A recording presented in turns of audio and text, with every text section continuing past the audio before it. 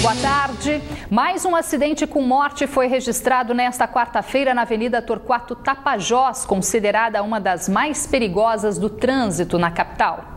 O acidente aconteceu ao meio-dia neste ponto da Torquato Tapajós. De acordo com a perícia da Polícia Civil, um motociclista que não foi identificado no local tentou desviar deste caminhão que estava parado na avenida por pane mecânica.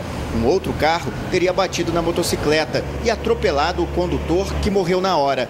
A polícia já requisitou imagens do circuito de segurança deste condomínio. As cenas do acidente podem identificar quem atropelou a vítima e por que não teria prestado socorro.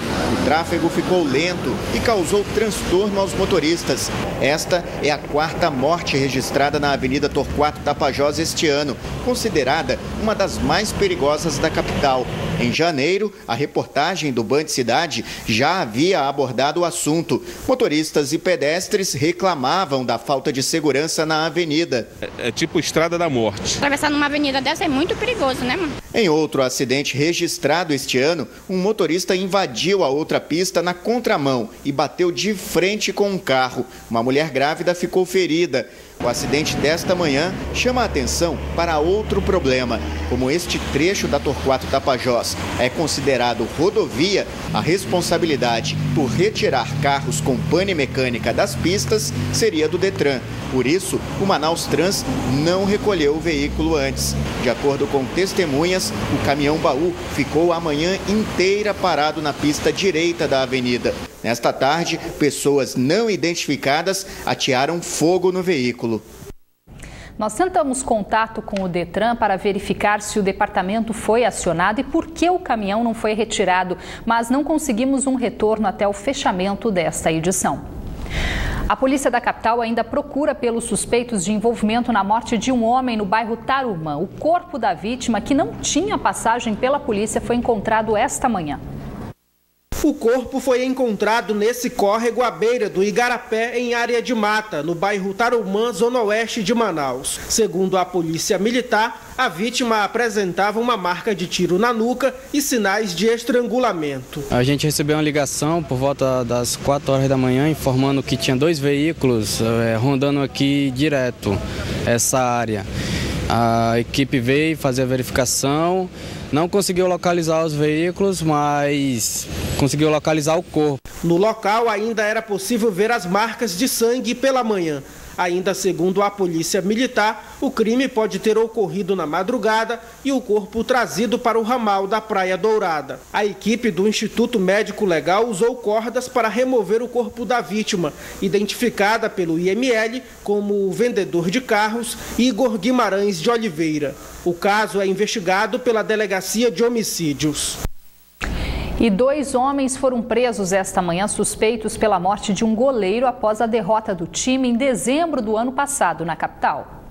Valderlan Arsênio de Melo, o Val, e Gelson da Costa Amaral, conhecido como o Careca, foram presos acusados de envolvimento na morte do goleiro Paulo Cristian Bezerra da Silva, de 36 anos, em dezembro do ano passado. Gelson é apontado pela Delegacia de Homicídios como o executor do crime. A dupla teve a prisão temporária expedida pela Justiça esta semana. À noite, quando ele saía da comemoração do time lá na Vila da Prata, foi abordado por uma motocicleta com 2 homens. Dentre eles estava o Gelson da Costa Amaral, está preso hoje, que disparou 3 tiros contra a vítima e o levou à morte. Valderlan é suspeito de mandar matar o goleiro após uma partida de futebol, em que o clube patrocinado pelo acusado e que teria ligação com traficantes, perdeu a partida nos pênaltis. O delegado disse ainda que Paulo teria recebido uma oferta do clube da 13 de maio para deixar a bola passar, mas ele não aceitou e foi morto a tiros durante a comemoração da vitória do seu time, Amigos do Tonho. O Valderlan é apontado apenas como mandante, mas é reconhecido como tendo sido mandante, inclusive tendo pago uma comemoração após a morte da vítima.